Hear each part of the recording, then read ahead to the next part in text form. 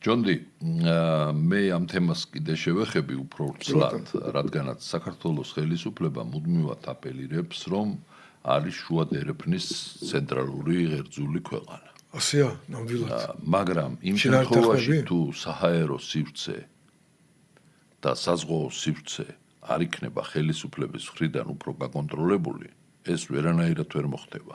არც ერთი კერძო ორგანიზაცია და არც ერთი კერძო კომპანია, როგორც არ უნდა დიდი ინვესტორი იყოს, არასოდეს არ იქნება დაინტერესებული, სტრატეგიულად იყოს დაინტერესებული, რომ დერეფანში მეტმატვირთმა იმოძრავოს. ამისთვის საჭიროა სახელმწიფომ ყველაფერს გაუკეთოს შესყიდვა. პორტები, აეროპორტები, მართვა, რადგანაც საქართველოს აეროპორტი საერთოდ კრიტიკას ვერ უძლებს, ხო?